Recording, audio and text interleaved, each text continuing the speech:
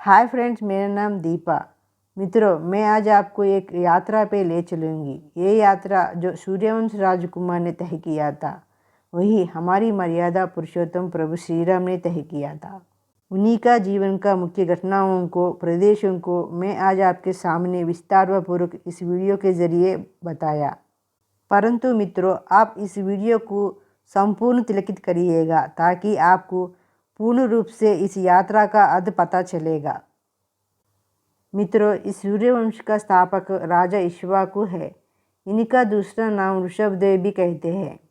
इक्ष्वाकु वंश का first generation में हमारी प्रभु श्री राम का अयोध्या में जन्म हुआ। इसी अयोध्या में अपना बचपन गुजारे।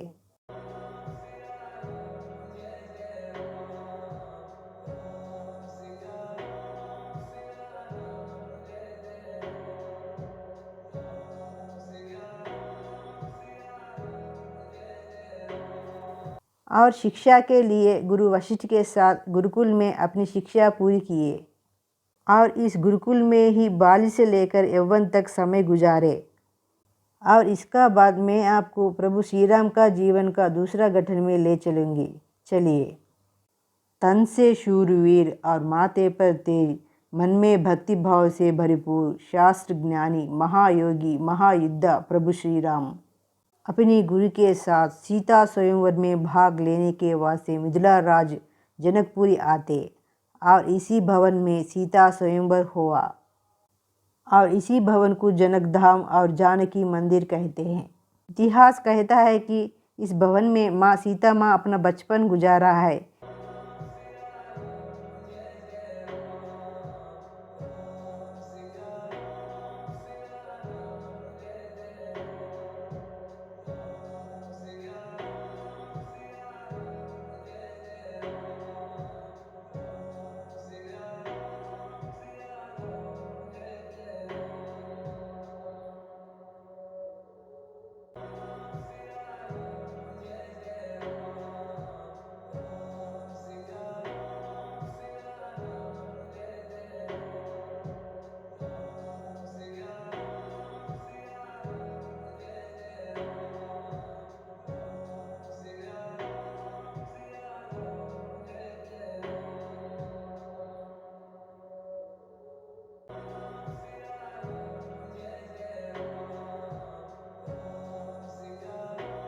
इसका आधार भी है। वर्तमान में अभी भी हमें सीता माता का वस्त्र गहने इस भवन में प्रदर्शन में दिखते हैं।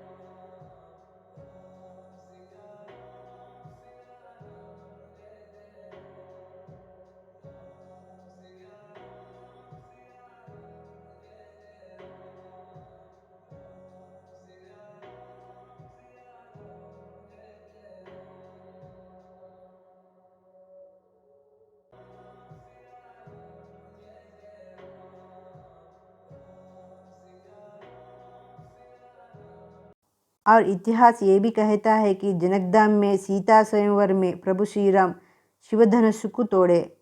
कहते हैं कि प्रभु श्री राम धनुष को तोड़े थे, तब धनुष का 3 हिस्से हुए और धनुष का दायां हिस्सा हमारी भारत देश की तमिलनाडु के रामेश्वरम धनुषकोट में पड़ा और शिवधनुष का बायां हिस्सा जनकपुर का राम मंदिर के सामने धनुषागर कने पड़ा और शिवधनुष का बीच का हिस्सा धनुषा धाम में पड़ा, जो पाताललोक कहते हैं।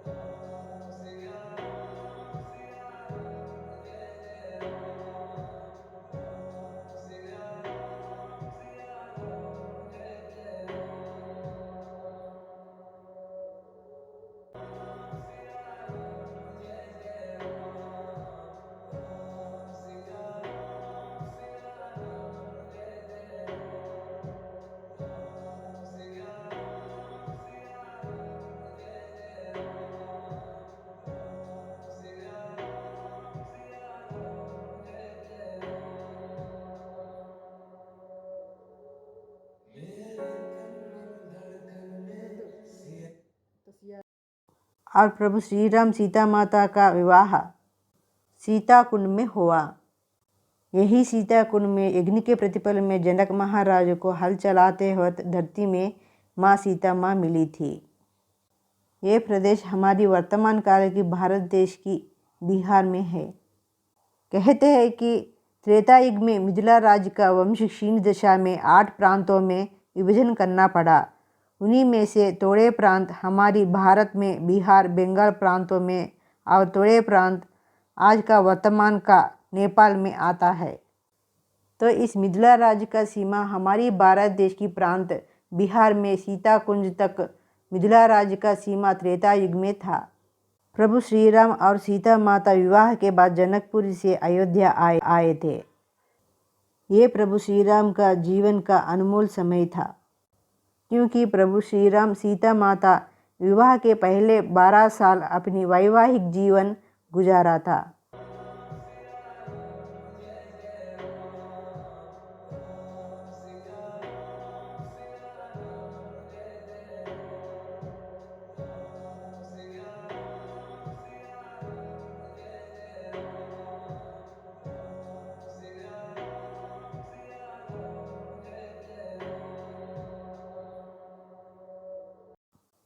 तो प्रभु श्री राम सीता माता विवाह के बाद जनकपुरी से अयोध्या आए थे। तब प्रभु श्री राम का स्टेप मदर कैकेयी माता सीता माता को मुँह दिखाई रस्म में इस भवन को उपहार में दिया था। ये भवन कनक भवन। इसी भवन में प्रभु श्री राम सीता माता विवाह के बाद पहले 12 साल अपनी वैवाहिक जीवन गुजारे थे।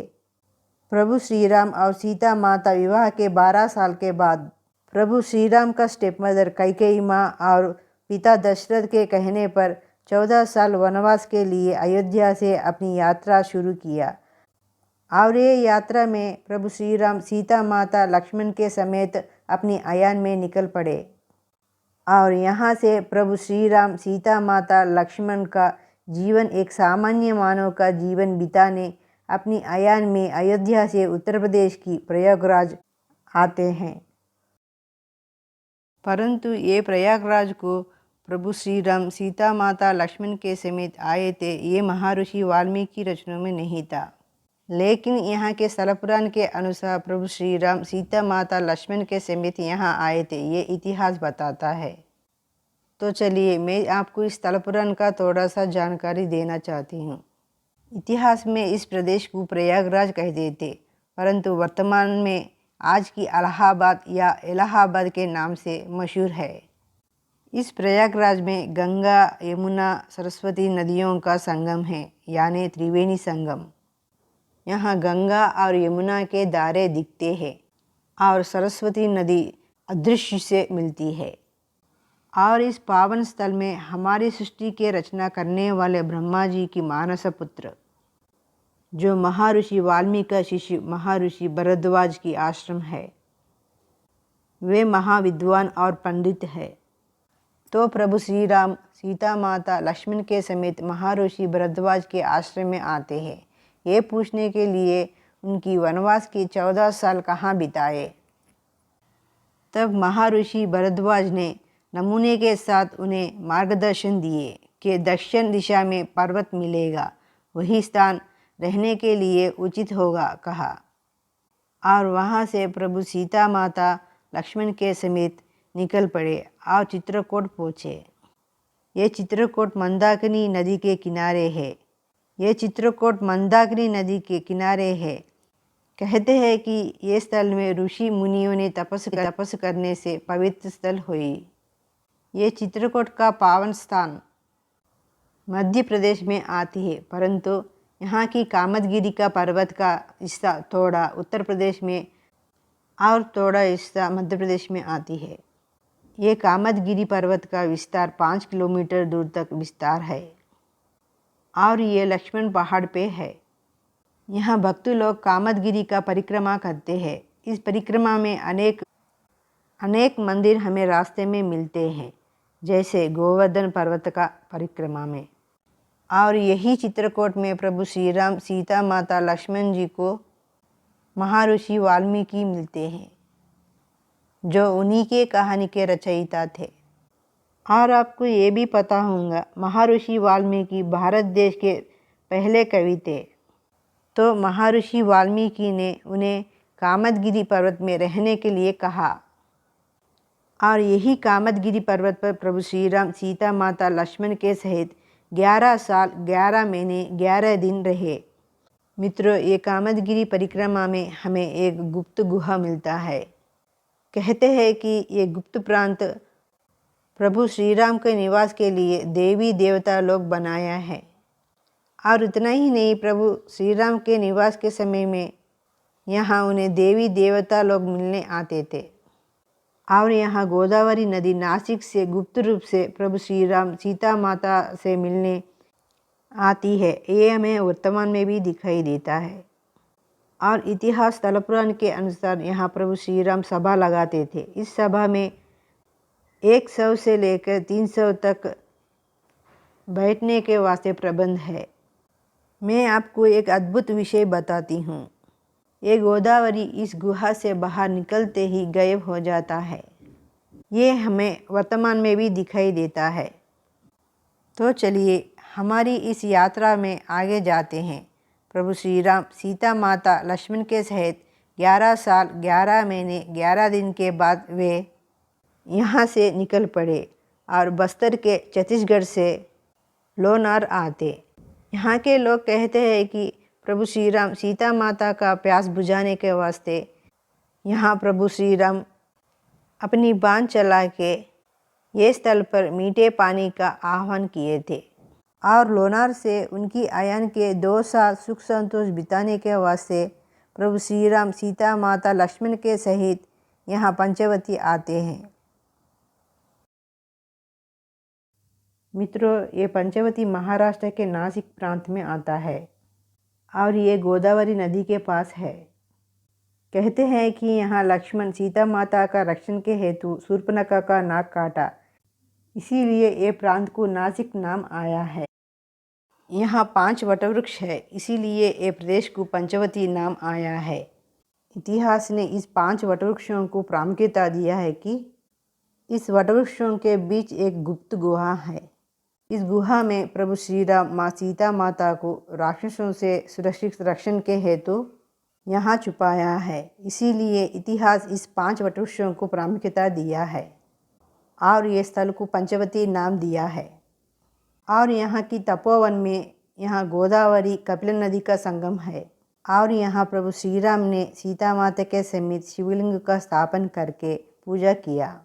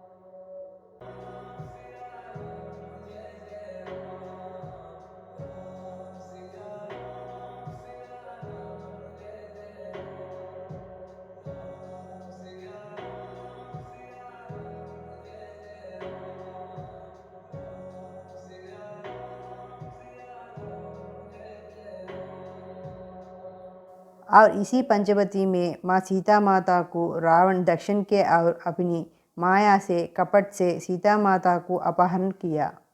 उसके बाद सीता माता को खोजते हुए प्रभु श्री राम लक्ष्मण के समीप टाकेडू पहुँचे।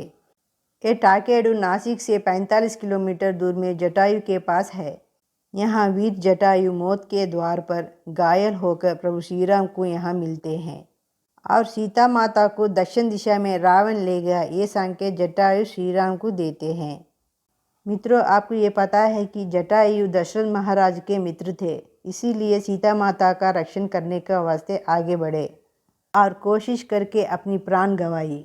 और कहते हैं कि प्रभु श्री राम ने यहाँ सप्तनदी का आह्वान करके वीर जटायु का प्यास बुझाया और उसके बाद ही वीर जटायु अपनी प्राण छोड़ी। उसके बाद प्रभु श्री राम लक्ष्मण के समेत अपनी अयान में वर्तमान की कर्नाटका राष्ट्र हम्पी को आए और यहाँ प्रभु श्री राम को शबरी से भेंट हुआ और शबरी ने प्रभु श्री राम को ऋषमुख पर्वत पर जाने का वास्ते कहा। ये ऋषमुख पर्वत इतिहास में किष्किंधा का राज्य था और यही वर्तमान का हम्पी त्रेता युग का किष्किंधा राज्य था। और यहाँ प्रभु श्री राम लक्ष्मण को महावीर हनुमान और सुग्रीव जाम्बवंतु से भेंट हुआ और यहाँ प्रभु के सहायता के वास्ते महावीर हनुमान जाम्बवंतु सुग्रीव ने और इतना ही नहीं किष्किंधा का सारा सैन्य भी प्रभु श्री राम का सहायता के वास्ते आगे आए।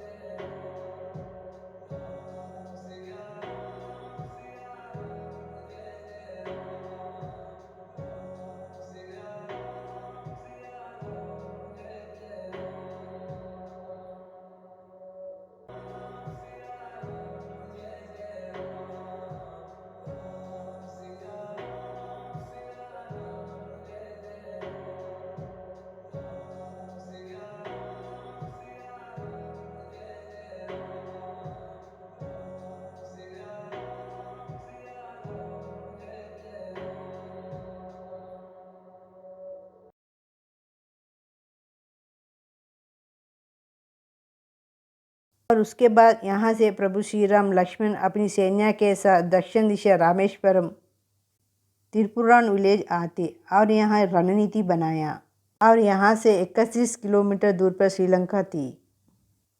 प्रभु श्री राम ने इस प्रदेश को इसलिए चुना है कि ये प्रदेश के रामेश्वरम में यहाँ की पानी में दो महासमुद्र यानी बंगाल और हिंदू महासमुद्र का संगम यानी दो महासमुद्र आपस में टकराव करते हैं। इसी टकराव से दोनों तरफ से रेत जमा होकर यहाँ एक रेत की पट्टी जमा होती है। इसीलिए राम सेतु बनाने के लिए ये स्थल उचित माने प्रभु श्री राम। और इस सेतु को समुद्र के अंदर मिलने वाले कोरल से बनाया है क्योंकि ये कोरल पानी में तैरता है और सेतु के निर्माण के लिए ये वजन नहीं रहता है और कोरल के बीच में रेत अच्छा जमा होता है। इसीलिए प्रभु श्री राम ने राम सेतु का निर्माण के लिए ये उचित समझे और सेतु का निर्माण किया। मित्रों, हमारी आगे का यात्रा the journey of the life of Prabhu Shri Ram part 2 में मिलते हैं।